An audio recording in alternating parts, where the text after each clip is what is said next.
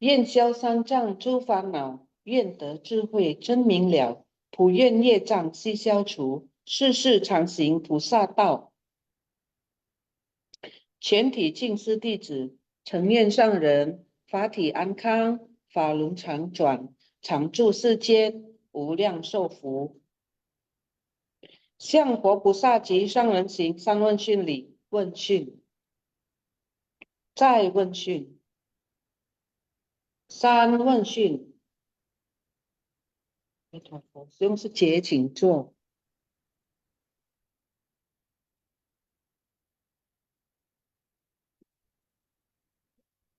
Selamat pagi, Sesiong setia yang berbahagia.感恩上人开示，感恩tim Sympasiang yang sudah mempersiapkan materi pada hari ini.感恩semuanya. Sebelum kita mulai, kita akan berdoa agar dunia terbebas dari bencana. Silakan, Sesiong. 我的心在静思中感恩，我的心念充满虔诚。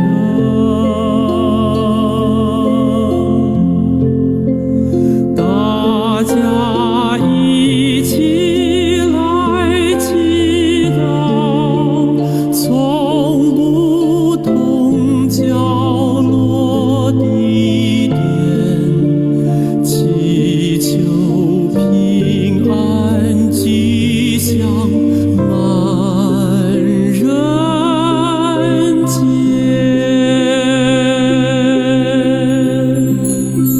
用心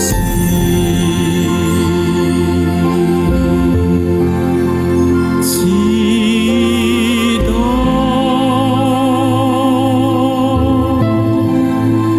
但愿人人坚守心连心。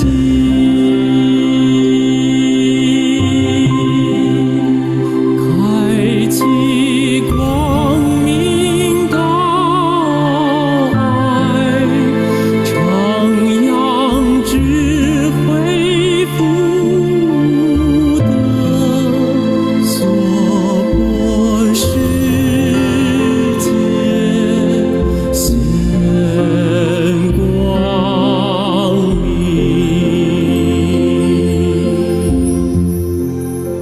现在天下间，人心也是动荡不安，咱人人爱虔诚，祈祷天下平安，四大调和。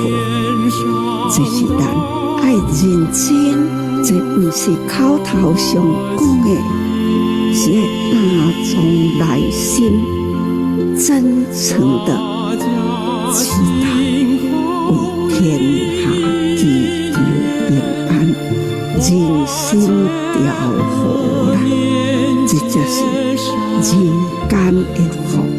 祈求天下无灾，岁岁年年。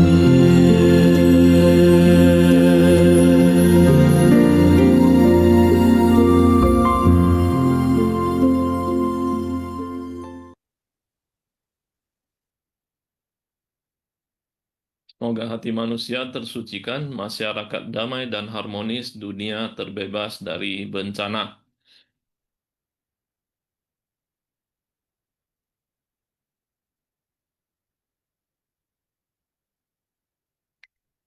Ya, Sesiong setia hari ini kita akan membahas mengenai bab 21. Kekuatan gaib tata gata.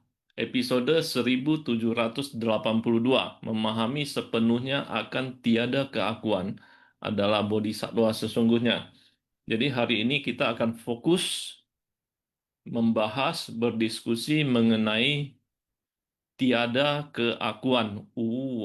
Tiada keakuan. Kemudian apa kaitannya dengan apa hubungannya dengan 5 agregat, ya, Pancaskanda. Kemudian apa tujuan dari Sang Buddha membabarkan mengenai eh, prinsip mengenai tiada keakuan ini. Ya, kita akan fokus. Catatan tangan, bila bodhisattva memahami sepenuhnya akan dharma dari tiada keakuan, Tathagata menyebutnya sebagai bodhisattva sesungguhnya.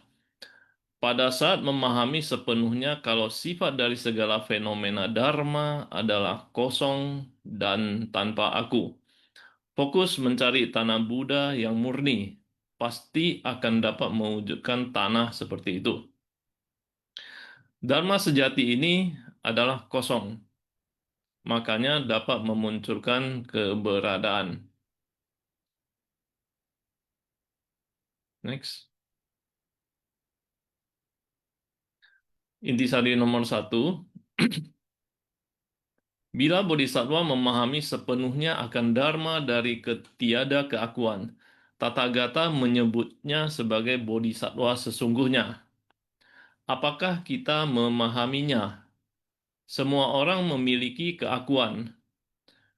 Untuk bodhisattva mencapai tingkat tiada keakuan adalah sulit.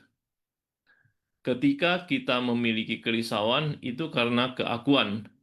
Ketika ingin membabarkan dharma dan ingin semua orang bisa mendengarkan dan memahaminya, Master masih memiliki banyak kerisauan. Sehingga masih belum mencapai kondisi leluasa hingga tiada keakuan. Namun banyak orang di sekitar Master yang membantu Master mencapai keberhasilan.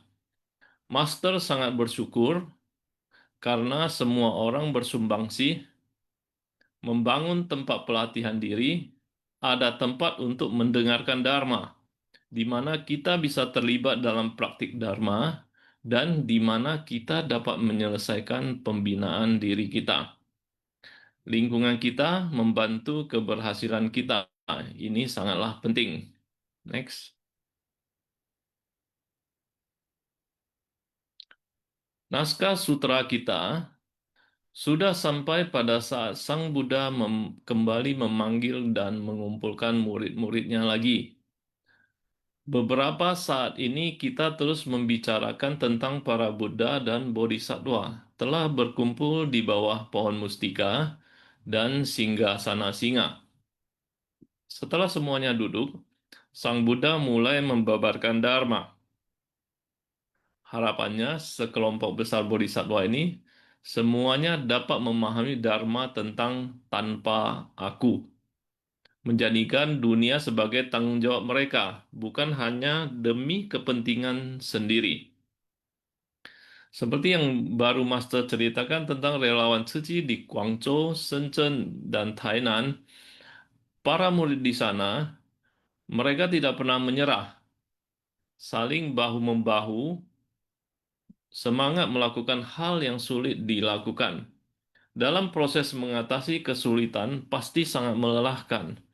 Untungnya mereka selalu mendengarkan dan memahami Dharma tak henti-hentinya. Setiap kali menemui kesulitan, mereka selalu menggunakan Dharma yang didengar untuk mengatasi kesulitan. Mereka juga mengenakan jubah kelemah lembutan dan kesabaran. Next. Intisari nomor 3. Para murid ini telah memahami Dharma tanpa aku, memberikan diri mereka dan bersumbangsih untuk masyarakat. Dan menghadapi kesulitan demi kesulitan, semua bisa dilalui. Mereka benar-benar telah lulus ujian sebagai bodhisattva. Semua ini adalah karena bodhisattva telah memahami dan menghayati konsep tanpa aku. Tanpa aku berarti memiliki aku yang universal. Kita bersumbangsih ke masyarakat, merasakan penderitaan para makhluk sebagai penderitaan sendiri. Inilah yang disebut jalan bodhisattva. Oleh karena itu, berjalan di jalan bodhisattva adalah aku yang universal. dari semua makhluk di dunia, bukan sebagai orang yang hanya memperhitungkan diri sendiri, karena aku telah mencapai pemahaman tanpa aku. Maka aku telah melebur bersama semua makhluk. Tathagata menyebutnya sebagai bodhisattva sesungguhnya. Next. Pada saat memahami sepenuhnya kalau sifat dari segala fenomena dharma adalah kosong dan tanpa aku, fokus mencari tanah Buddha yang murni pasti akan dapat mewujudkan tanah seperti itu. Dharma sejati ini adalah kosong, makanya dapat memunculkan keberadaan. Next. Pada ketika itu, dunia-dunia pada 10 penjuru sepenuhnya terhubung tanpa rintangan, layaknya satu tanah Buddha. Next. Intisari nomor 4. 10 penjuru ini saling terhubung dan tanpa batasan, seakan-akan ini adalah satu tanah Buddha. Ruang yang besar ini seperti satu ruang kelas yang besar, dapat menyatukan semuanya secara bersamaan. Mereka setiap hari menerjemahkan ke dalam berbagai bahasa. Banyak bahasa yang digunakan untuk menerjemahkan kata-kata master. Di ruangan yang besar ini terdapat banyak bahasa yang digunakan, namun semua orang tetap mampu menerima dan memahami isi pembabaran Dharma Master. Next. Waktu ini dan peristiwa ini adalah mudah dijelaskan. Semua ini berkaitan dengan manusia dan peristiwa. Bagaimana harus menjelaskan Dharma? Walaupun diberi banyak waktu, tetapi tidak cukup waktu untuk dapat mengungkapkan semuanya. Namun tetap mudah untuk dijelaskan karena ada orang dan peristiwa sebagai contoh atau bukti nyata. Maka ini mudah dipahami. Berkenaan dengan Dharma, batin dari 10 penjuru memiliki satu sifat sejati yang sama. 10 alam Dharma adalah kefanaan, kesucian. Fana dan suci merupakan satu kesatuan. 4 yang suci, 6 yang fana diselaraskan menjadi 10 alam Dharma. Fana ialah surga, asura, manusia, neraka, hantu kelaparan, dan binatang. 4 yang suci adalah Sravaka, Pratekya Buddha, Bodhisattva, dan Buddha. Suci dan fana adalah satu kesatuan. Ruang ini tiada rintangan. Setiap orang mampu memahami prinsip kebenarannya dengan sendirinya, tiada rintangan lagi. Oke, kanan.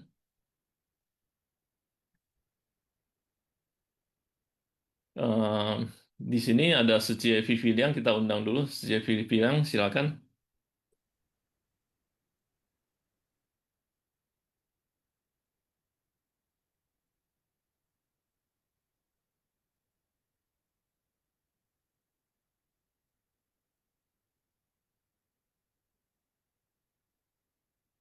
Sejie Viviliang bisa unmute.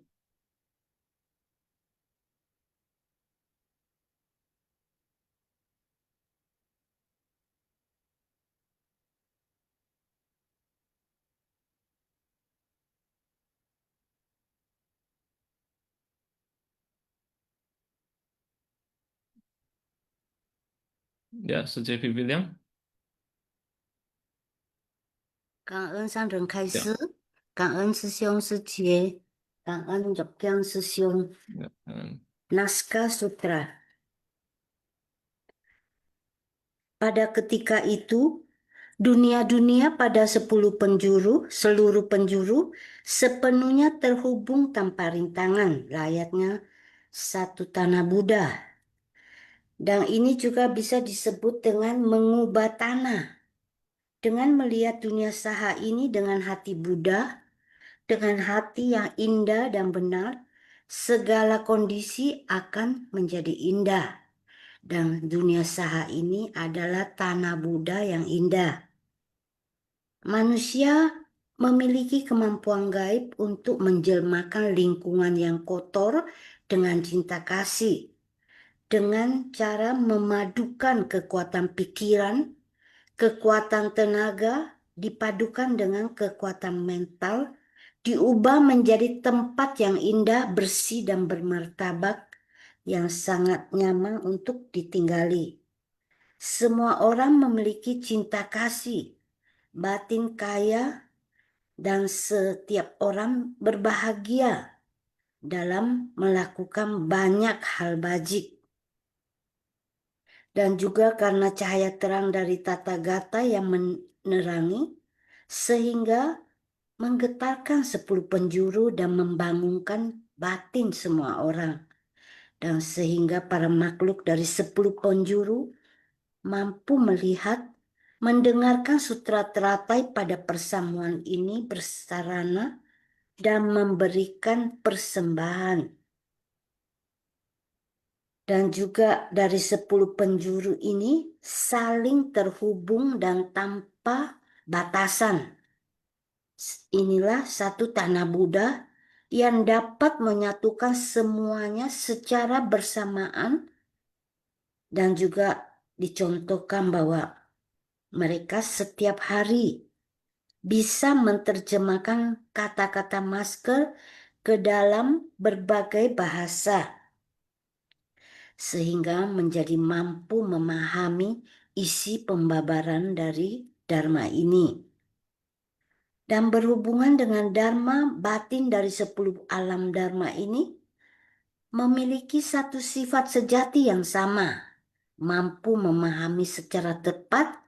Inilah tiada rintangan. 10 alam Dharma itu terdiri dari 4 yang suci, 6 yang fana. 4 suci itu yaitu Sravaka, Praceka Buddha, Bodhisattva, dan Buddha.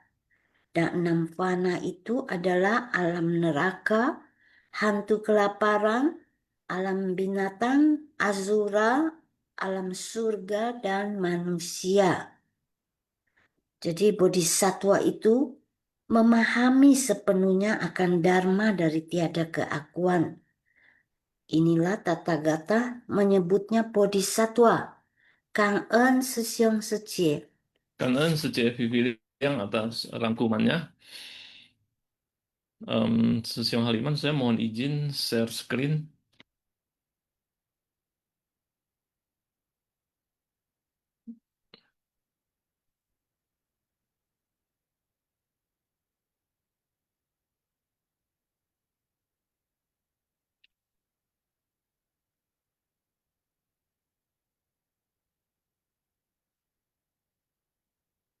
Ya, Susiung Sejak hari ini kita akan fokus membahas mengenai tiada keakuan, ya, anatta uwo. Topik ini cukup sulit, ya, cukup sulit. Saya mau disclaimer dulu nih, yang pengetahuan saya mengenai ini baru hanya sebatas kulitnya saja. Jadi harapan saya sharing dari Sesiong Seje supaya kita sama-sama bisa lebih memahami ya mengenai prinsip tiada keakuan. Wow. Hari ini kita sangat beruntung, ya, kita sangat beruntung karena kita mendapatkan satu topik, ya. Ini boleh dikatakan sebagai topik yang paling rumit, ya, paling rumit di dunia ini. Kenapa begitu? Ini ada satu kisah seorang petani bernama Chang bertemu dengan seorang biksu. Kemudian dia bertanya kepada sang biksu, apakah hal yang paling rumit, paling pelik di dunia ini? Apakah hubungan antar manusia? Apakah hubungan antar negara? Atau hal-hal yang lain? Kemudian sang biksu menjawab, sebelum saya menjawab, saya ingin bertanya dulu. Ya, sang biksu berkata kepada si petani. Sang biksu bertanya kepada si petani, kamu ini siapa? Kemudian si petani menjawab, saya adalah Chang. Sang bisu menjawab, bukan. Chang itu adalah nama kamu. Oke, kemudian si petani menjawab lagi, saya adalah seorang petani. Sang biksu menjawab, bukan. Petani adalah kerja Anda, ya, pekerjaan Anda, ya, bukan Anda. Kemudian si petani menjawab lagi, saya adalah manusia. Sang biksu juga menjawab, bukan. Manusia itu adalah salah satu jenis makhluk hidup, ya, tidak mencerminkan bahwa itu adalah Anda. Kemudian si petani setelah merasa bingung, lalu kembali bertanya, ya, menyerah, ya, bertanya kembali kepada sang biksu, siapakah saya? Ya, who am I? Kemudian sang biksu menjawab, nah, inilah hal yang paling rumit di dunia ini. Ya, siapakah aku? Oke. Jadi makanya eh, saya bilang hari ini kita sangat-sangat beruntung. Ya, kita mendapatkan topik yang sangat-sangat sulit. Mari kita sama-sama berdiskusi. Tadi di video Master ada memberi perumpamaan mengenai aliran sungai, aliran sungai. Prinsip tiada keakuan tidak berarti bahwa aku ini tidak ada. Tidak ada aku, tetapi lebih mengacu kepada tiada aku yang tetap, tiada aku yang bersifat permanen, tiada aku yang bersifat solid. Yang ada hanyalah ada diri ini, diri, ya, bukan aku, diri yang senantiasa berubah. Berubah seperti aliran sungai. Kenapa seperti aliran sungai? Kalau kita berdiri, kita duduk, ya, di tepi sungai, kita mencermati aliran sungai tersebut. Kita tahu bahwa sungai, komponen yang paling utama adalah air. Ya, kalau tanpa air bukan sungai namanya. Ya, mungkin kalau sungai nggak ada air, mungkin namanya lembah. Ya, jadi yang namanya sungai harus ada air.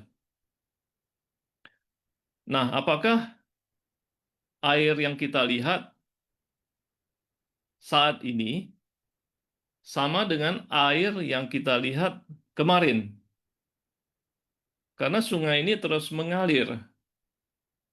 Ya, mungkin air yang kita lihat 5 menit yang lalu itu sudah mengalir ke bawah, sudah mengalir dari ke hilir, ya. Sudah bukan air yang sama yang kita lihat 5 menit yang lalu. Jadi ini senantiasa terus berubah, terus mengalir. Nah, pertanyaannya adalah, apakah ini sungai yang sama seperti yang kita lihat sebelumnya? Ya. Apakah kalau misalnya ini namanya, misalnya di Palembang ada Sungai Musi, ya, apakah ini Sungai Musi yang sama? Karena airnya sudah berubah nih, ya, sudah bukan air yang kemarin, sudah bukan air yang 5 menit yang lalu, ya. Kira-kira seperti itu, ya, perumpamaan yang saya pahami, ya, yang diceritakan oleh Master dalam video tadi mengenai prinsip sungai. Oke, kemudian mengenai 5 agregat Pancaskanda. Ya, hubungannya apa dengan prinsip tiada keakuan? Oke. Em, Kalau ada Sesiong Setia yang ingin sharing, silakan ya. Silakan langsung raise hand. Ya. Kemudian ini mengenai prinsip ketiadaakuan dan hubungannya dengan 5 agregat, Pancaskandas. Pancaskandas itu kita udah sering dengar, ya itu terdiri dari pertama adalah rupa. Rupa. Rupa itu adalah terdiri dari 5 indera. Kemudian ada kondisi-kondisi eksternal seperti makanan, objek, lingkungan, dan sebagainya. Itu rupa. Dan yang kedua adalah feeling, wedana. Ya, feeling, wedana.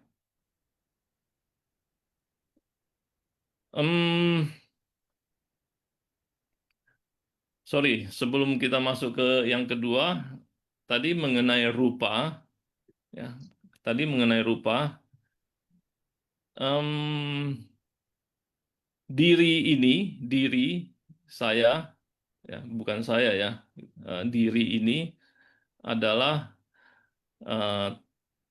terdiri dari ya fisik, ya kita bicara mengenai fisik, terdiri dari bumi, air, api, dan udara, dan sifatnya tidak permanen, terus berubah-ubah tanpa kita bisa kendalikan, tanpa kita bisa kontrol.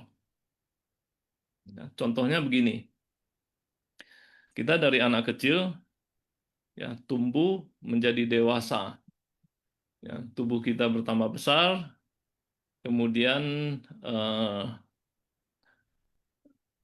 contohnya misalnya rambut, ya, rambut ini bisa tumbuh, bisa tidak tumbuh tanpa kita bisa kontrol, ya, tanpa kita bisa kontrol.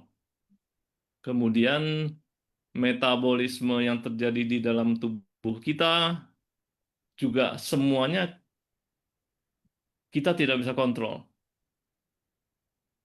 Kita tidak bisa kontrol. Kita tumbuh, menua, tanpa kita bisa kontrol. Ya.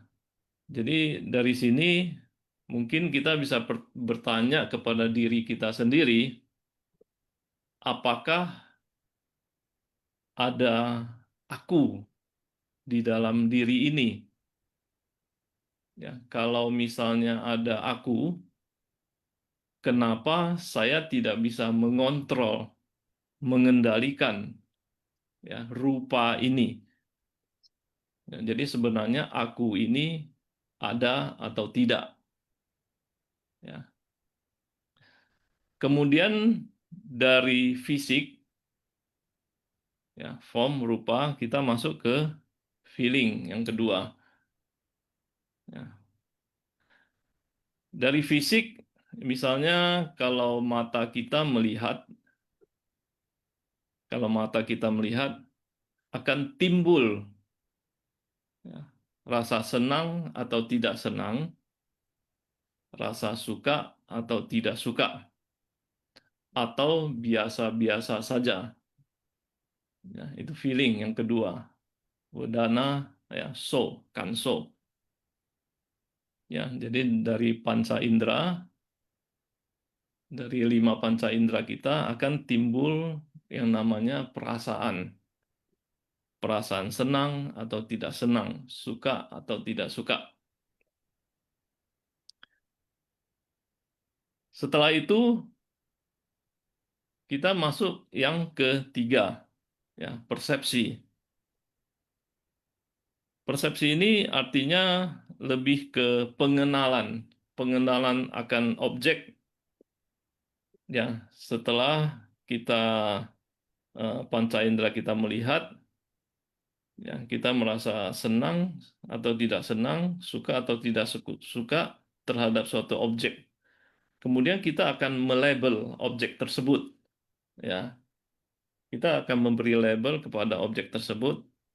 Misalnya, oke, setelah melihat bentuknya, ya bentuknya warna merah, kemudian ada sedikit batang, oh itu objeknya itu adalah apel misalnya, atau objek itu adalah binatang kucing misalnya.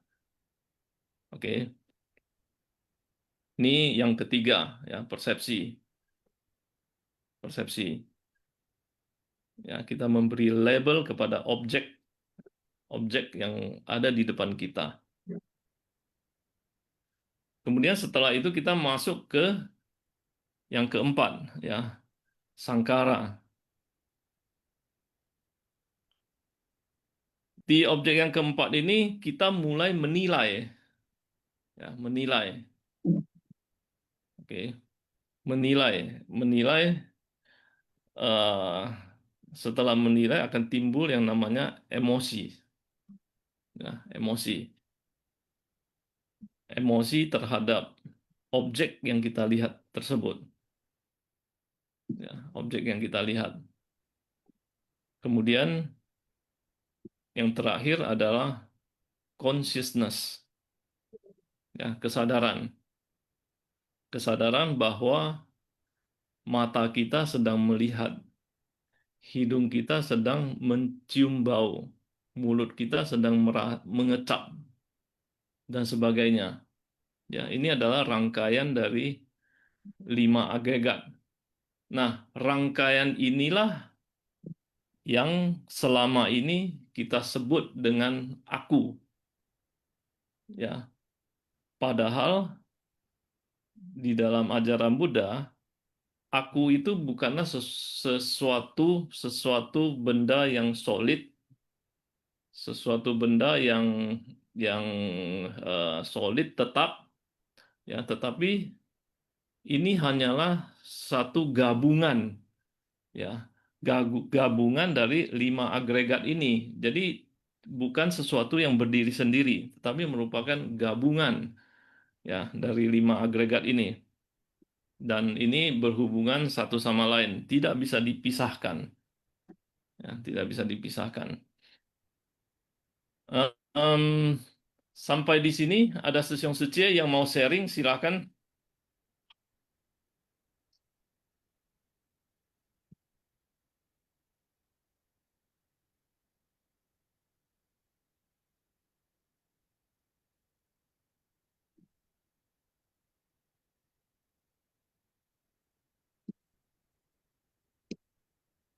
Sesiung Jogjan. Ya, selamat pagi Suci Gunawati. Ini Sesiung masih ada lagi nggak sih? Mau denger, mau denger sharingnya Sesiung sepertinya semua Siung. Entah mau dengar apa entah udah pusing semua saja ya. Lanjut aja Siung, nanti Oke, saya kalau kalau ya, memang sudah nggak ada baru ya Sesiung ya kan. oke, oke. Nah, apa tujuannya dari Master ya hari ini membahas, ya, berceramah tentang ketiadaan aku, ya, anatta uwo. Yang pertama adalah em, tujuannya untuk pelatihan diri kita supaya kita bisa mengikis ego. Ya, artinya kita harus belajar untuk mencapai kesadaran bahwa sebenarnya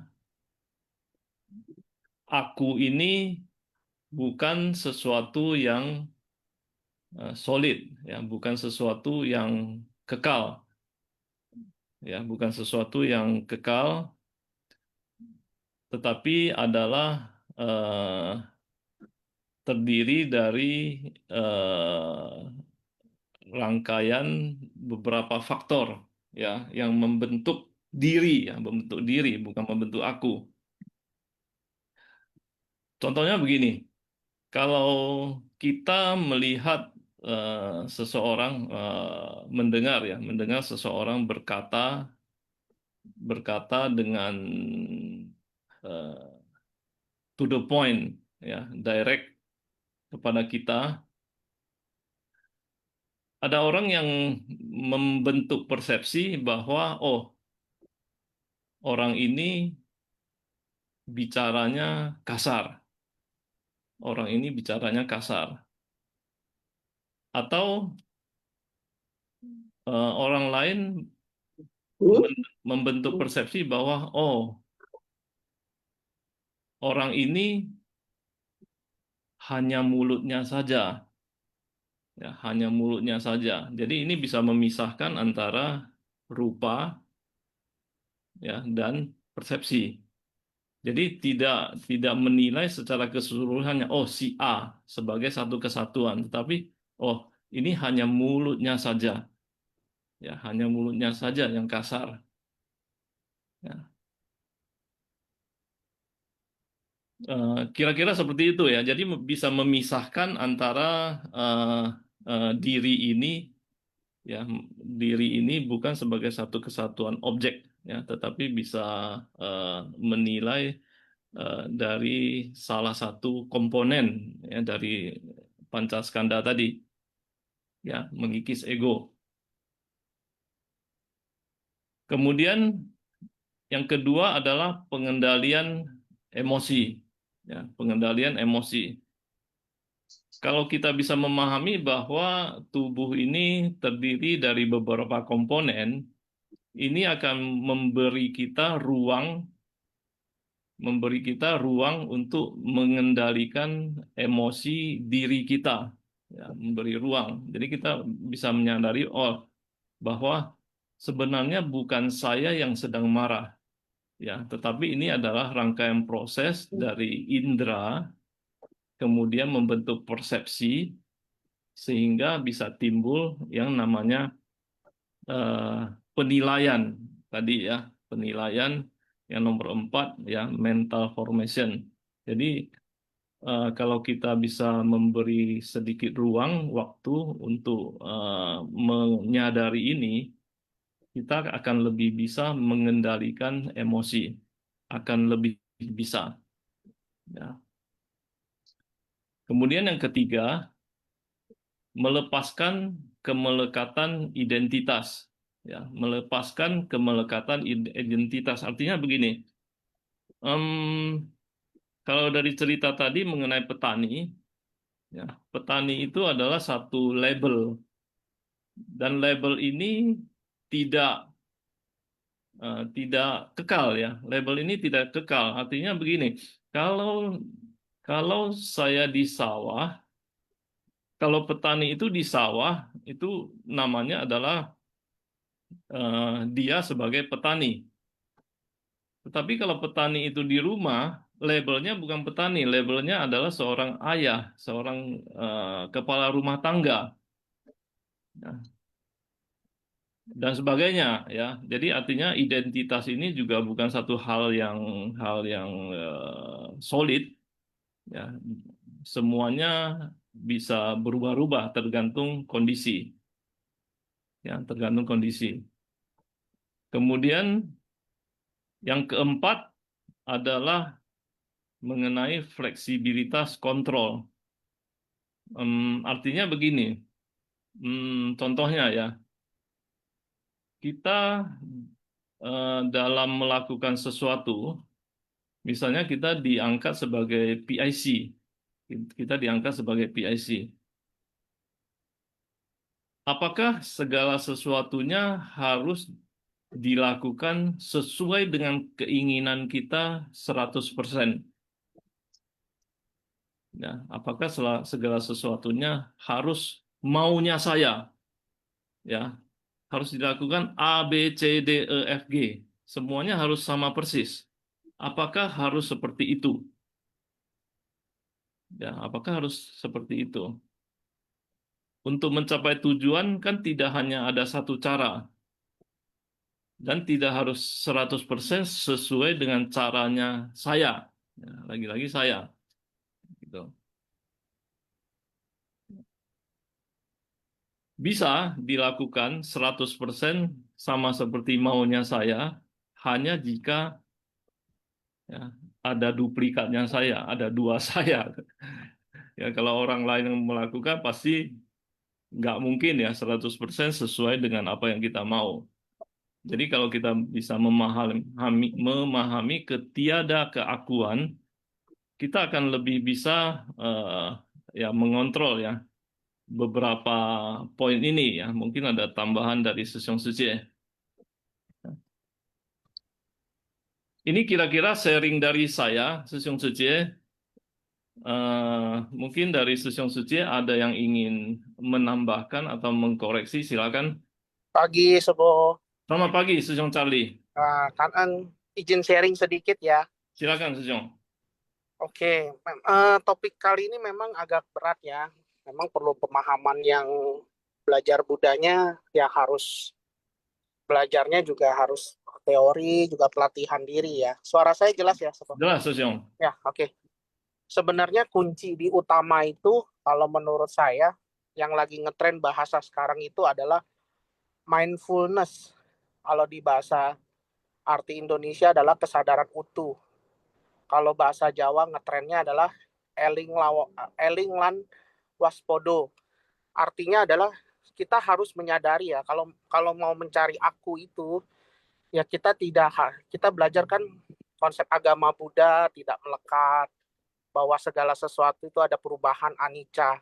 Nah, dengan kita menyadari saat ini tidak terikat oleh kenangan masa lalu, juga jangan terlalu memikirkan yang masa depan.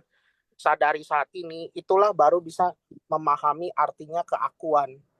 Karena belajar keakuan itu berarti kan kita harus mengenal diri kita sendiri. Nah, mengenal diri kita sendiri, dengan cara apa? Ya, latihan seperti apa? Ya, mendengarkan Dharma Sinfasyang, latihan kegiatan di Seci, terjun ke lapangan. Yang paling utama dari semua itu adalah jika kita mau mengenal diri kita harus latihan dari meditasi. Ya saya sharing sedikit ya. Saya ikut meditasi mungkin dari SMA saya udah ikut meditasi. Saya dulu pernah setiap hari saya meditasi. Dulu pernah pokoknya saya rutin hampir setiap hari saya meditasi. Nah, dengan kita meditasi itu kita banyak dapat belajar. Belajarnya apa? Ibaratnya kalau di dalam agama yang lain istilahnya kita merekoleksi diri kita sendiri. Oh iya, tadi gue salah, perbuatan saya hari ini begini lo salah. Nah, dengan seperti itu membangkitkan mindfulness kita secara tidak langsung belajar. Ya, walaupun kita di dalam kehidupan tidak mungkin menjadi manusia yang utuh 100% perfect sempurna ya. Tapi dengan kita menyadari, kita berbuat salah nih, next-nya harus kita perbaiki. Kita jangan seperti ini. Dulu kita sebelum mengenal Seci, emosi kita meledak-ledak. Kalau ngomong istilahnya kasar. Tapi dengan kita belajar di Seci, belajar dengan ajaran master, belajar dengan metode-metode yang sudah ada di Seci, ya minimal kita harus memiliki mindfulness, kesadaran ini. Nah, dengan adanya kesadaran barulah bisa menemukan aku itu, aku yang sejati. Oke, kanan. Ya, kanan Sesiong Charlie. Atas sedikit tambahan pencerahannya buat kita. Dari Sesiong Suci yang lain, ada yang ingin menambahkan, silakan. Ya, Sece Gunawati, selamat pagi. Selamat pagi, Sesiung Jokyan, Kanen, Sangren, Kaise. Selamat pagi, Sesiung Sejemen. Kalau saya sharing, tadi luar biasa ya, menambah dari Sesiung Jokyan punya sharing dan Charlie ya, itu menambah pengetahuan saya ya, khususnya tentang ini ya, tentang aku ini ya. Yang seperti saya pahami ya, 3 corak kehidupan itu anicca, dukkha, dan anatta. Apa itu anatta? Ya tanpa aku, tanpa inti ya. Makanya kenapa kita harus mengikis ya sedikit-sedikit keegoisan kita ya. Tadi juga sudah sangat jelas ya tujuannya apa? Ya itu ya katanya kan dikatakan ya anatta adalah tanpa aku, tanpa inti ya. Tapi ya dia tanpa aku, tanpa kosong ya. Tapi ada keberadaan ya, ada keberadaan yang menakjubkan. Apa itu keberadaan yang menakjubkan? Di dalam kekosongan itu ya ada keberadaan yang menakjubkan menurut pemahaman saya ya. Jadi kita harus benar-benar memang harus bersungguh hati gitu ya. Apa itu di dalam kekosongan ya ada keberadaan yang menakjubkan, yaitu adalah hukum alam semesta ya. Jadi kita memang harus benar-benar meyakini ya adanya hukum alam semesta. Jadi kita tahu apa itu sih sebenarnya kosong. Katanya kan kosong, tapi kok bisa ada keberadaan gitu ya. Nah itulah kita jadi Sorry, suaranya bocor. bisa memahami ya supaya kita dalam berucap, dalam berpikir ya, dalam bertindak ya, itu selalu ingat ya. Nah itu tadi dikatakan selalu sadar ya, Sesiong Charlie tadi mengatakan kita memang harus selalu sadar. Oh iya ya, kenapa ya tadi saya kok berpikirnya seperti itu gitu kan, melabel orang, menjas orang ya, kita robah cepet-cepet. Nah itu dia manfaatnya ya kalau kita banyak ya sering mengikuti keharuman Dharma ini ya, nanti kita mau merubah diri kita dulu sendiri, kita nggak bisa merubah orang lain ya. Jadi kita belajar ya. Sesiong Hoklai mengatakan belajar itu nggak bisa berhenti terus-terusan ya. Iya memang ya harus di apa sih ya namanya diniatin ya.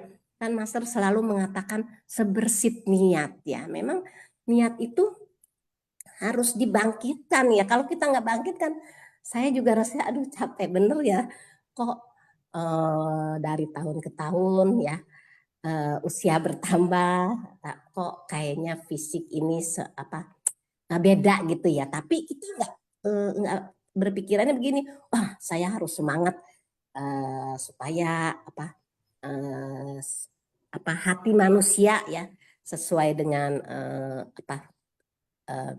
visi ya, sesuai dengan visi dan misi ya, bagaimana mensucikan hati manusia. Nah inilah kita harus benar-benar diri sendiri dulu, nanti semua manusia di muka bumi dan di kolong langit ini bisa akan tersadarkan semuanya ya. Kalau sudah tersadarkan semua kan otomatis oh iya ya saya ingin mensucikan hati saya sendiri dulu deh. Nanti orang lain bisa kita bisa menularkannya kepada orang lain ya. Nah itu jadi kita harus harus yakin ya. Dibilang kosong sebetulnya ada keberadaan, itulah hukum alam semesta, hukum karma yang harus kita waspadai ya. Ya, jadi kita juga setelah kita tersadarkan apa yang harus kita bangkitkan, yaitu 4 pikiran tanpa batas ya, cinta kasih, welas asih, sukacita, keseimbangan batin ya, kemudian 6 paramita dan puluhan ribu prakteknya ya, itu memang metode-metode atau kebenaran yang harus kita praktekkan ya. Nah itulah makanya dikatakan tadi Master mengatakan bodhisatwa yang sesungguhnya, yaitu ya memang kita harus selalu tersadarkan ya. Tadi Sesiong Charlie bilang mindfulness ya, memang itu ya kunci utama kita untuk selalu menapaki di jalan bodhisatwa ini yang semua kita murid Master ya yang sedang kita tapaki. Jadi apapun ya masalah, kesulitan, rintangan, hambatan ya, gangguan, cobaan yang kita hadapi ya, itu ya kita pelan-pelan ya, karena ada dharma di hati kita ya, karena ada dharma dalam perbuatan kita, karena ada Buddha di dalam hati kita ya. kita nanti bisa menyelaraskannya, kita bisa bisa menyelesaikannya ya, masalah atau apapun ya, rintangan, cobaan, gangguan, hambatan ya yang kita hadapi, kita bisa menyelesaikannya dengan selalu berkesadaran ya. Itulah Sesiung Jogyan, Sesiung Sejemen ya, bisa menambahkan lagi ya, bisa melengkapi karena kemampuan saya ya itulah yang saya bisa berikan. Kanun Sesiung Jogyan, kanun Sesiung Sejemen. Kanan Sece Gunawati atas sharingnya. Ya, jadi kita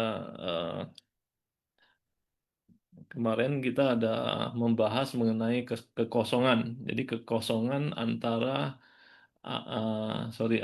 kekosongan dan tiada keakuan. Prinsipnya hampir sama. Prinsipnya hampir sama. Kalau kekosongan itu kemarin Sesiong Holai memberi contoh mengenai meja. Jadi kekosongan ini lebih kepada benda mati ya, benda mati. Jadi meja itu kalau kita tanya apakah meja itu ada atau tidak, ya meja itu hanyalah sebuah label, ya. Karena pada dasarnya meja itu adalah kayu, ya, terdiri dari kayu. Ya, kayu dari mana? Kayu dari pohon. Pohon dari mana? Pohon dari bibit dan sebagainya. Ya, kalau kita tanya meja itu apakah ada atau tidak, ya meja itu ada, ya, tapi hanya merupakan satu label. Nah, kalau prinsip Ananta ini buat lebih ke manusia, ya lebih ke manusia, dan ini mungkin skopnya lebih rumit lagi, ya lebih rumit karena ini tidak hanya menyangkut diri, ya tidak hanya menyangkut rupa, tidak hanya menyangkut fisik, ya tetapi di sini kita lihat ada 5 komponen, yaitu terdiri dari fisik, ya, kemudian perasaan, kemudian persepsi, kemudian mental, dan kesadaran. Em, masih masih banyak sebenarnya pertanyaan-pertanyaan yang ada di dalam pikiran kita, seperti misalnya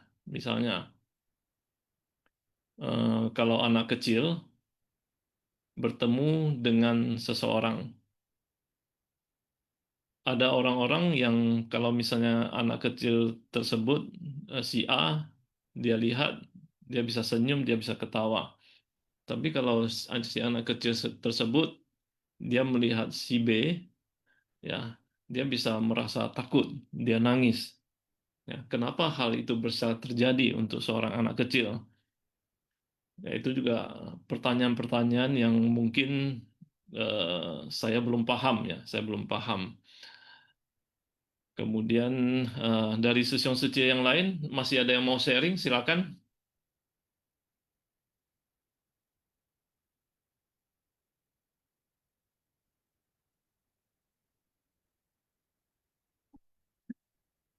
Ada yang resen kan Siung tuh, Siung Mardiano ya.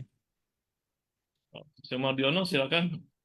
Ya, pagi Sung Jokyan Pagi. ya, dan kawan-kawan semuanya. Ya. Terima kasih atas kesempatan saya untuk sharing ya. Mungkin mudah-mudahan nggak bosan ya, mudah-mudahan ada manfaat juga, dan jika ada kesalahan saya dalam sharing ini mohon nanti diluruskan juga gitu. Oke, saya akan mungkin kayak mengulang dan juga menambah yang saya pahami ya tentang khususnya tentang tanpa aku ini. Jadi kalau kita lihat memang ajaran Buddha sebenarnya ciri khas utama yang membedakan dengan ajaran lain itu adalah di sini gitu.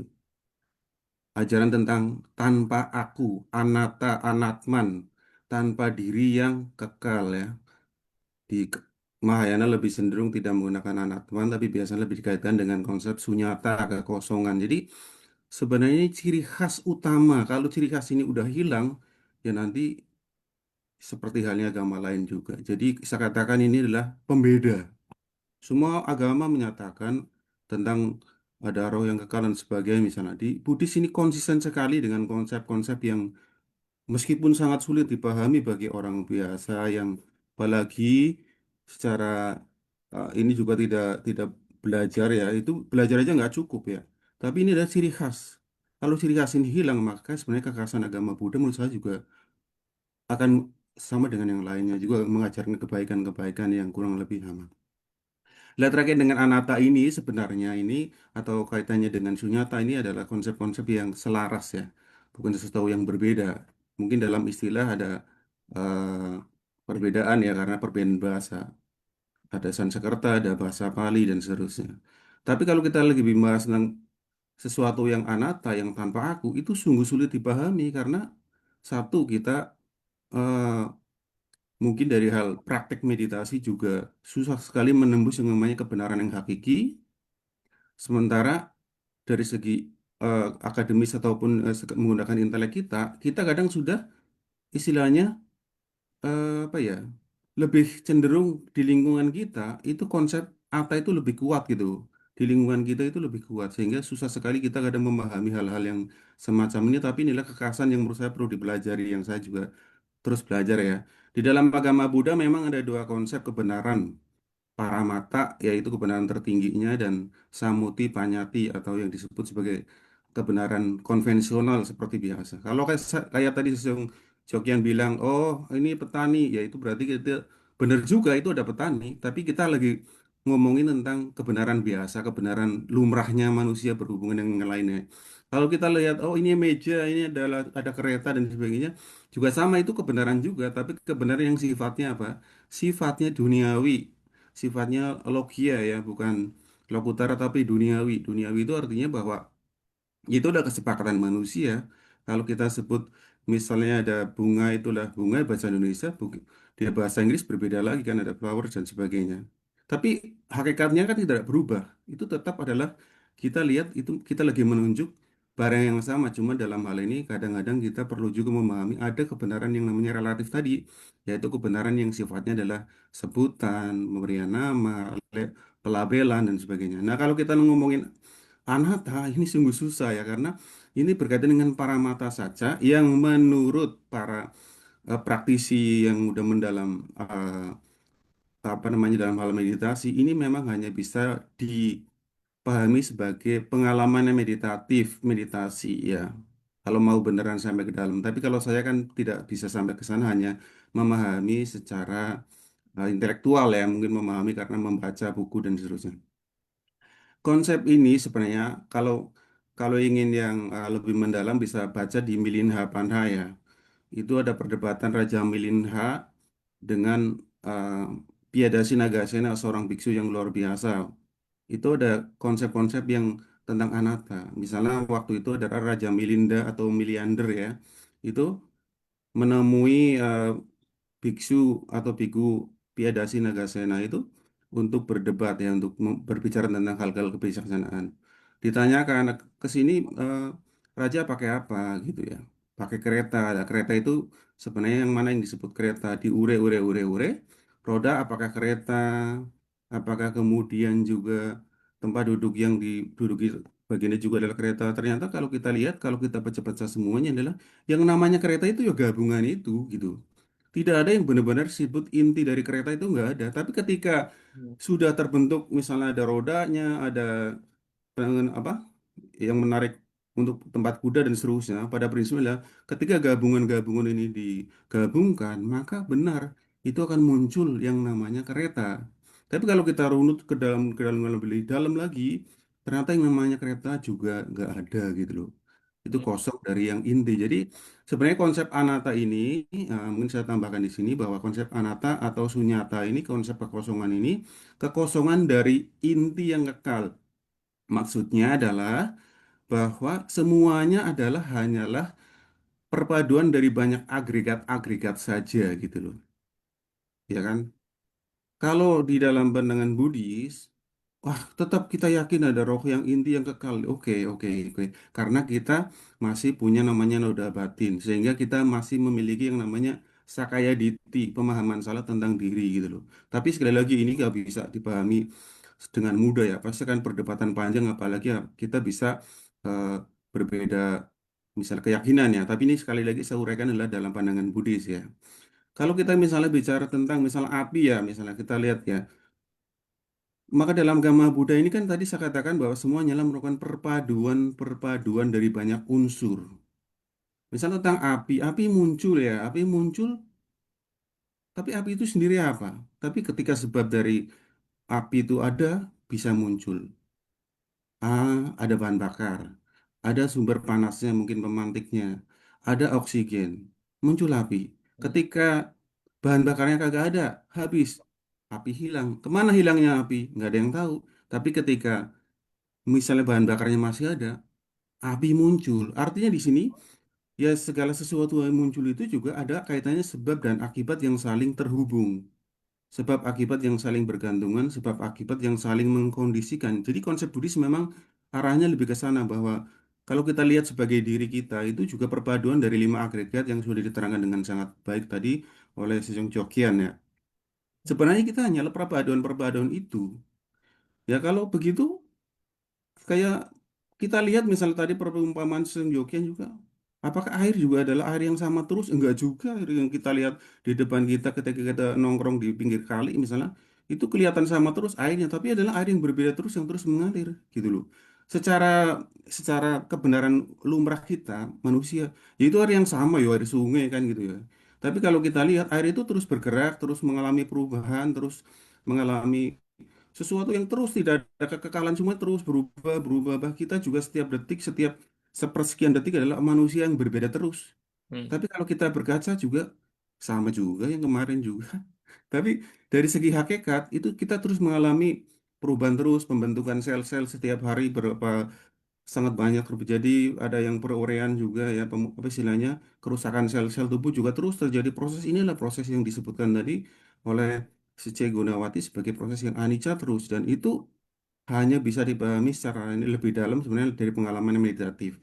Tapi kalau secara intelektual ya saya katakan demikian ya. Jadi kadang-kadang kita memang membahas tentang konsep ini sungguh-sungguh sulit. Tapi pada banyak perumpamaan yang tadi saya sebutkan tadi juga. Jadi kalau kita bicara tentang anatta itu memang ya kata kunci adalah kita Buddhis itu tidak meyakini ada yang namanya benar-benar inherent, inti-inti yang benar segala core of the core-nya gitu.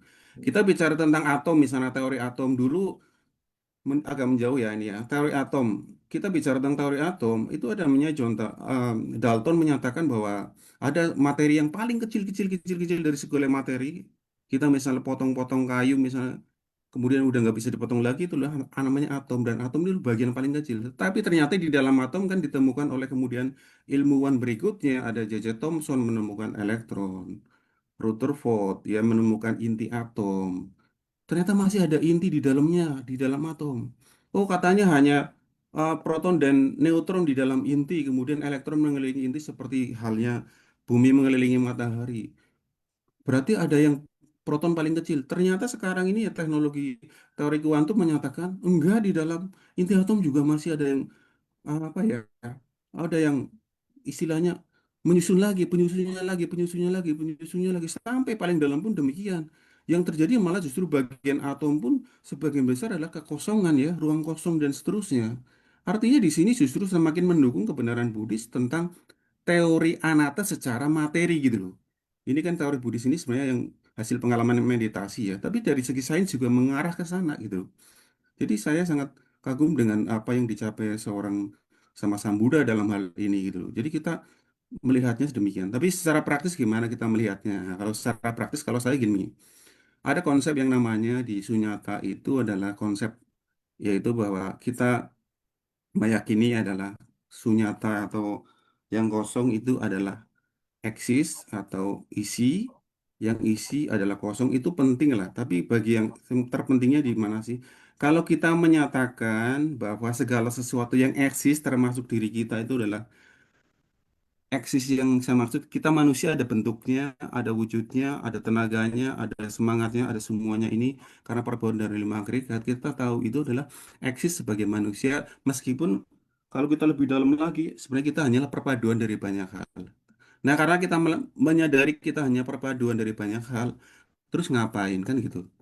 Nah, kalau gitu kita harus menyadari setidaknya dengan memahami bahwa saya ini ada itu sebenarnya bukan karena saya punya sesuatu yang inti dari hal inti. Saya ada juga karena banyak faktor ya. Mungkin dari segi kelahiran juga melibatkan orang tua dan seterusnya. Maka kita akhirnya apa? Kalau saya melihat bahwa yang namanya ada adalah kosong ini, kita disadarkan tentang kita harus lebih bijaksana.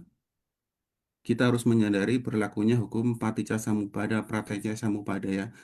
Sebab akibat yang saling berhubungan kita itu ada karena banyak unsur juga yang membuat kita sukses juga karena banyak orang-orang lain yang turut di dalam kesuksesan kita. Kita kemudian istilahnya mendapatkan banyak pencapaian juga melibatkan banyak sekali orang-orang yang terlibat. Satu butir nasi melibatkan ribuan manusia yang di situ sehingga kita akan lebih apa kalau kita menyadari bahwa yang eksis adalah kosong juga kita akan lebih tulus ya dalam melakukan hal-hal itu seperti halnya Master menyatakan dalam pelatihan ke dalam. Akhirnya kita tulus, oh ternyata saya pun bukan siapa-siapa gitu ya. Saya ada pun karena banyak faktor. Saya sukses pun karena banyak orang, banyak yang terlibat. Oh saya sehat pun hari ini karena kita bisa menjaga keselarasan 5 agregat di dalam tubuh kita ya.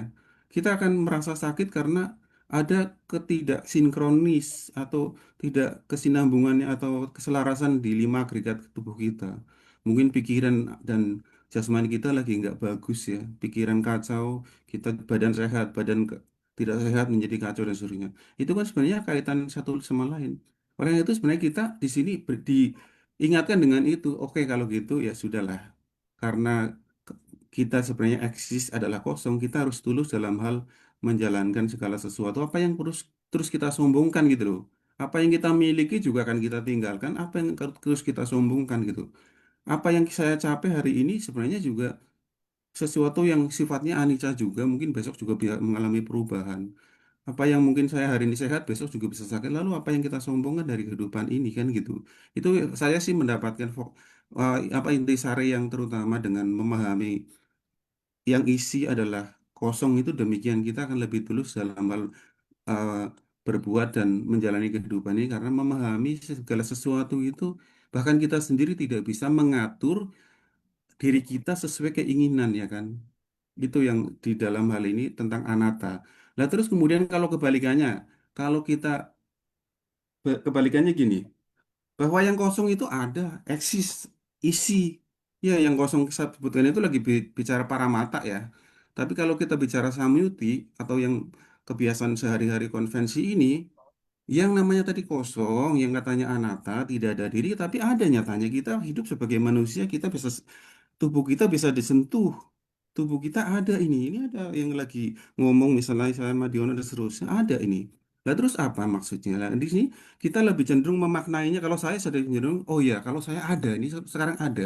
Meskipun hakikat saya adalah hanya perpaduan tapi saya kan ada ini sebagai manusia. Lalu apa yang harus saya lakukan? Oh karena saya merasa ada meskipun sebenarnya saya pun sebenarnya secara anatta adalah tidak ada, ya kan? Maka saya harus berbuat baik karena sebenarnya eksis sebagai manusia, lahir sebagai manusia adalah juga keberuntungan yang luar biasa kan gitu ya. Kita menyadari secara kebenaran realitas konvensional, kita lihat bahwa di sini yang namanya kosong tadi juga kita eksis sebagai manusia ada. Maka kita harus memanfaatkan kehidupan manusia tadi ya, yang kosong tadi kita harus memanfaatkan saat ini adalah untuk kebaikan-kebaikan, untuk memupuk karma baik, menjalankan paramita, mempraktekkan jalan bodhisattva sebisa mungkin kita terus mengikis noda batin, ya kan, dan seterusnya sehingga memberikan manfaat buat yang lainnya. Jadi kalau bagi saya, ya itulah yang penting. Kalaupun konsep-konsep yang berat tadi adalah anatta, hanya perpaduan. Tapi saya lebih cenderung kalau sekarang belajar bijaksana aja dah. Kalau gitu ya sudahlah. Saya berusaha singkatnya adalah, oke, karena saya eksis sebagai manusia, saya cobalah berbuat yang bermanfaat buat diri sendiri dan orang lain, mulai dari diri sendiri, orang sekitar kita, meluas ke yang lain dengan bergabung dengan Seci, memiliki kesempatan lebih banyak lagi untuk memberikan manfaat buat orang lain. Mudah-mudahan ada manfaatnya meskipun tidak maksimal, karena memang kita memiliki kapasitas yang berbeda-beda. Demikian ya, Seng, untuk tambahan Ya, maaf kalau kelamaan. Terima kasih, Kang En. karena Sesio Madiono, eh, dari penjelasan Sesong Madyono, saya rasa cukup banyak kita mendapat pencerahan mengenai prinsip tiada keakuan ini. Kemudian di sini Sesong Joni saya tahan dulu sebentar. Kita akan masuk ke Oke, kuis Siung. dulu ya. Ya, Ya, ya, Siung, benar, benar. ya, ya. Ya. Ya, cara menjawab kuis, jawaban diketik di chat room everyone. Nomor soal jawaban. Nomor 1.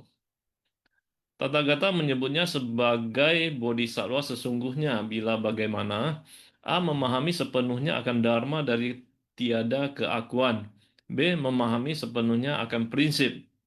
C. Memahami sepenuhnya akan masalah. D. Memahami sepenuhnya akan dosa. E. Memahami sepenuhnya akan keakuan.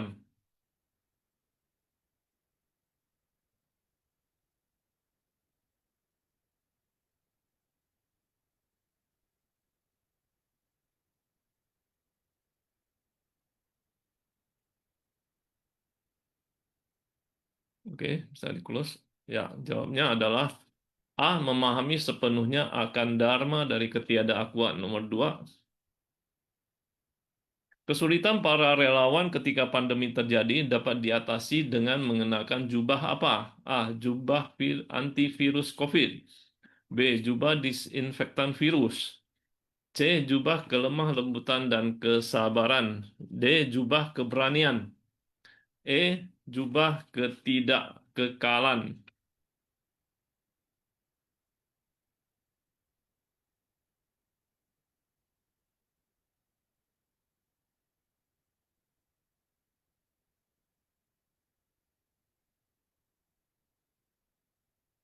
Ya, close. Jawabannya adalah C. Jubah kelemah lembutan dan kesabaran. Nomor 3. Apa pelajaran besar yang diingatkan Master ketika pandemi? A. Bersujud. B. Berbakti. C. Bervegetarian. D. Bertobat. E. Berdoa. Tadi apa? Punya aja nih.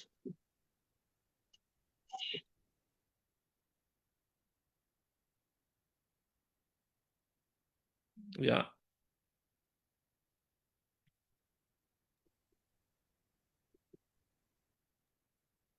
oke.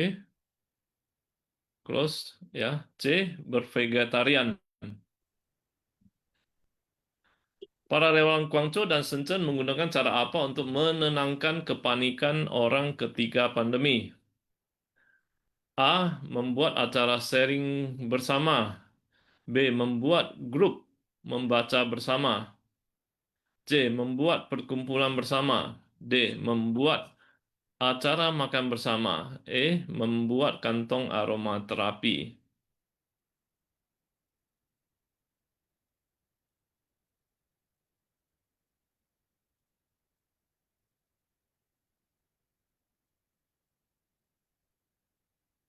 Oke, close. Jawabannya E. Membuat kantong aromaterapi. Next, nomor 5. Terbuat dari apakah kantong aromaterapi tersebut? A. Ramuan jamu dari Indonesia. B. Ramuan biji-bijian. C. Ramuan tradisional China. D. Ramuan akar-akaran. E. Ramuan minyak oil aromaterapi.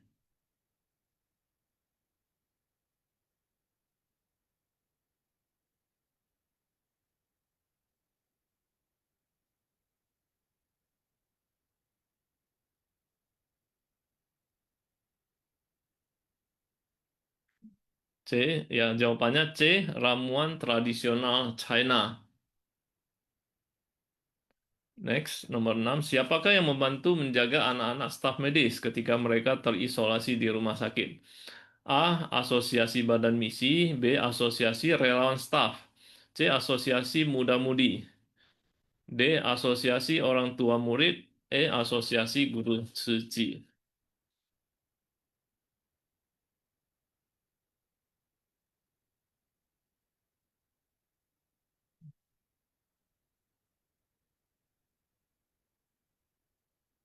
Jawabannya E. Asosiasi Guru Suci. Oke, kanan. Sambil menunggu pemenang kuis, kita undang Sesiong Joni. Selamat pagi, Sesiong Joni. Ya, Ya, pagi ya Sesiong. Susun. Ya, kan ya sang dan Kaisar ya. Ini tadi saya lihat belum yang Susun kan ada bertanya ya. Ya, Yang tadi tentang PIC tadi itu ya. Apakah harus sesuai nggak dengan arahan PIC ya Susun ya? ya, Benar nggak? ya. Kalau menurut saya sih ya harus sih. Kenapa? Karena PIC itu kan adalah orang yang diberi wewenang dalam menjalankan kegiatan tersebut, ya kan? Karena jika ada sesuatu ya yang tidak sesuai, ya apalagi misalnya ada masalah besar, yang menjadi yang harus bertanggung jawab kan adalah PIC, ya kan? PIC kan adalah personal in charge, benar kan? Jadi dia harus tanggung jawab seperti itu gitu loh. Nah makanya kalau pilih PIC itu haruslah ya orang yang minimal sudah punya pengalaman, ya kan? Karena dengan ada pengalaman, dia kan ada gambaran gitu loh. Kalau misalnya sesuatu dengan kondisi ada perubahan, dia mungkin sudah ada pengalaman. Nah, bagaimana kalau misalnya tidak ada pengalaman? Ya tentu ya mintalah petunjuk arahan kepada mungkin yang sudah pernah menjalankan. Atau kalau nggak duduk bersama nih, kita maunya seperti apa? Ya, itu satu. Berarti punya pengalaman ya. Kedua, selain pengalaman tentu harus bisa koordinasi. Ya, PIC itu personal in charge kan bahasa Inggris. Kalau bahasa Indonesia mungkin koordinator lapangan ya. Nah, korlap ya biasanya ya. Nah, kalau namanya koordinator lapangan berarti kan koordinasi kan, ada kaitannya dengan koordinasi. Ya, bagaimana mengkoordinasikan tugas, pembagian tugas, dan bagaimana termasuk juga koordinasi pada relawan seperti itu. Kalau kita di SECI ya. Nah, lalu yang terpenting adalah apa? Juga harus punya kebijaksanaan. Kebijaksanaan apa? Yaitu kalau menghadapi sesuatu perubahan. Ya kan banyak yang kadang ada sesuatu perubahan itu bisa sering terjadi ya. Nah, jadi artinya berarti dia juga harus menerima masukan. Ya, harus menerima masukan jika ada suatu hal atau suatu cara yang lebih bagus dan lebih bermanfaat ya, ataupun bisa mempermudah ya sesuatu itu ya tentu harus terima seperti itu gitu loh. Ya, jadi jangan juga sebagai PIC itu merasa saya sudah punya pengalaman, ya saya yang paling pintar. Nah itu ya berarti harus tanpa aku ya tadi bilang kan. Jangan juga ada yang merasa gini, saya karena kali ini saya PIC, berarti ini semua adalah keputusan saya rajanya nih. Nah inilah yang suka-suka saya lah, saya mau jalanin gimana gitu loh. Nah inilah yang kadang dikhawatirkan seperti itu. Ya, jadi sebagai PIC juga harus belajar ya, karena kan dikatakan ya dalam kegiatan lah kita belajar, dari belajar itu kita memperoleh kesadaran dan akhirnya memperoleh kebijaksanaan. Ya, jadi itu satu. Dan kedua, kita juga harus sebagai kadang peserta, kita juga harus menghargai juga PIC gitu loh. Jangan kadang sudah diputuskan, kadang kita langsung maunya langsung campur, langsung mengaduk-ngaduk kesepakatan yang sudah diputuskan, misalnya pada saat meeting. Nah ini juga sering terjadi ya, ya. Mungkin lebih ada pengalaman mungkin ya, itu masukan. Tapi paling bagus itu adalah sampaikan dulu kepada PIC.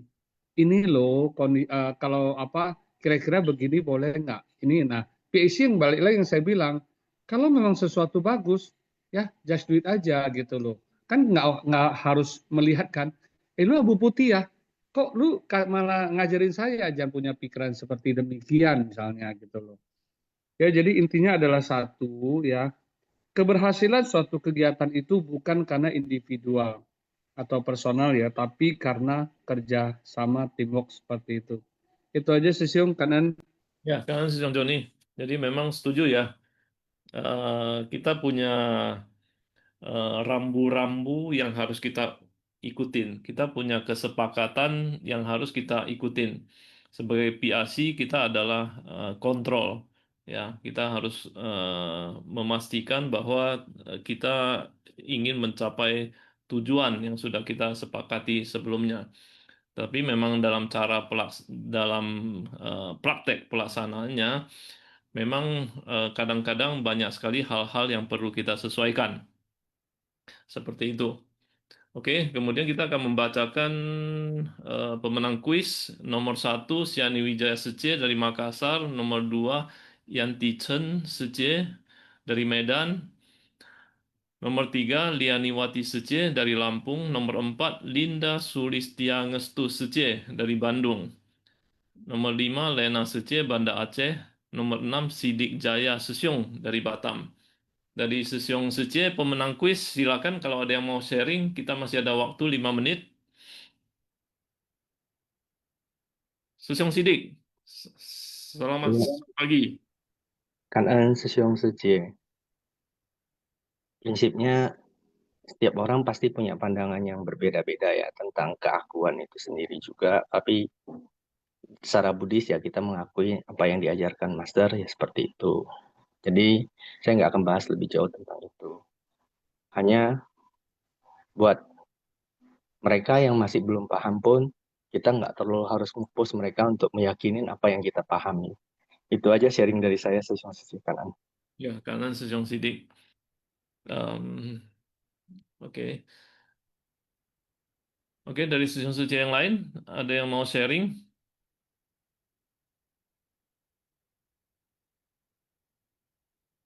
Ya, dari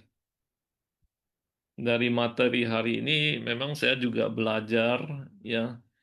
Satu tadi kita lihat ada proses-proses dari Pancaskanda itu salah satunya adalah mengenai labeling. Ya, labeling. Saya menjadi sadar kalau kita sering sekali terlalu berpaku pada hal-hal yang bersifat labelnya saja. Sebagai contoh begini, kita tahu ada tas yang paling mahal di dunia ini yang awalan depannya H. Oke. Kalau tas yang sama tapi labelnya kita balik ya, yang tadinya hanya di depan menjadi S-nya di depan. Kemungkinan kalau tas itu kita taruh di pasar, kemungkinan nggak ada yang beli. Ya, kemungkinan nggak ada yang beli walaupun kita jual murah ya. Jadi memang kadang-kadang kita hanya terpaku kepada label. Jadi hanya feeling kita yang membentuk persepsi. Ya, apakah barang itu bermakna atau tidak? Ya, itu label. Ya. Oke, dari Sesyong Suci yang lain, masih ada yang mau sharing sebelum kita akhiri?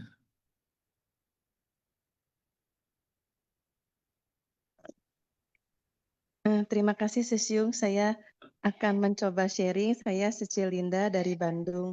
Ya, silakan Suci. Terima kasih tadi atas penjelasannya tentang Pancaskanda.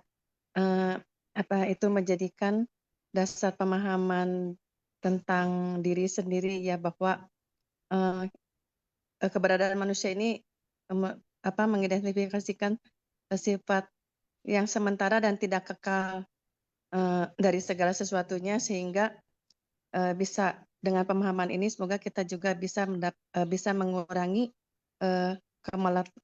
kemelekatan kita, yaitu dengan berkegiatan diceci, mengikuti Simpasyang dan mengikuti segala kegiatan, semua kegiatan yang diceci.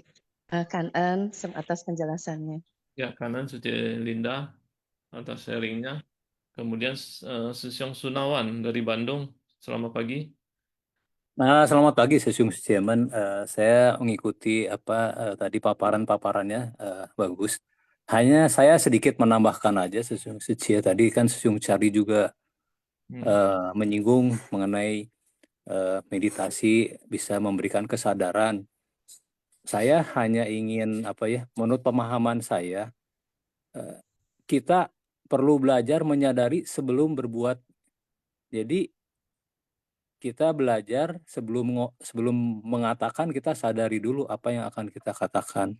Sebelum berkomentar, kita belajar menyadari apa yang akan kita komentar, sehingga apa yang kita lakukan atau kita ucapkan tuh betul-betul kita paham gitu apa yang akan kita ucapkan, agar tidak menimbulkan hal-hal yang malahan tidak positif gitu ya.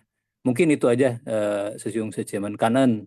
Ya, kanan Sejong Sunawan. Oke. Kanan Sejong Seje semuanya atas sharing dan diskusinya pada hari ini. Saya rasa hari ini kita semuanya cukup fokus ya pada topik hari ini yang mengenai tiada keakuan, dan mudah-mudahan kita semuanya mendapat sedikit pencerahan ya mengenai prinsip ini. Hari ini saya akhiri sampai di sini untuk kosakata. Silakan Sejong kalau ada. Ya, silakan.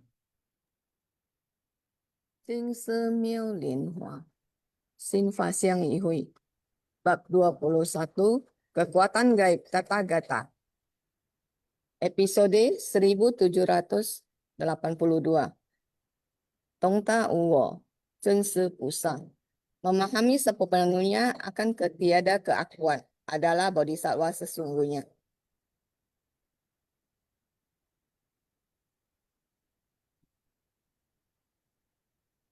Cai Jie Cai Li, terus berusaha keras.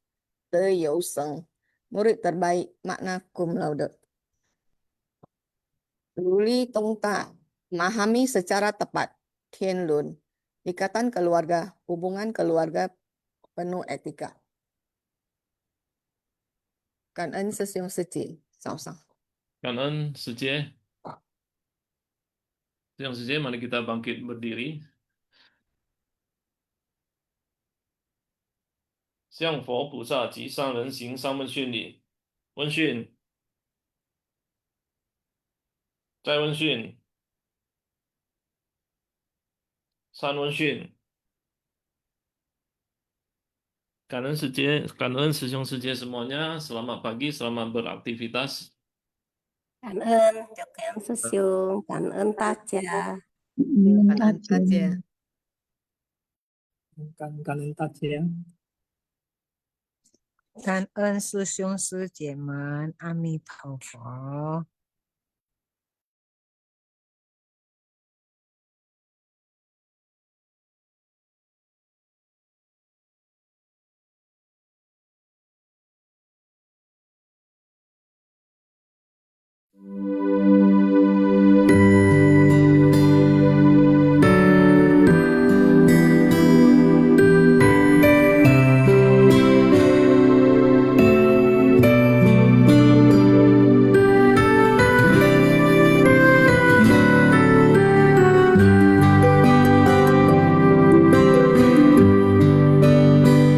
在苦难中张扬慈悲，在变数中考验智慧，在艰难中激发人力，在繁琐中学习耐心。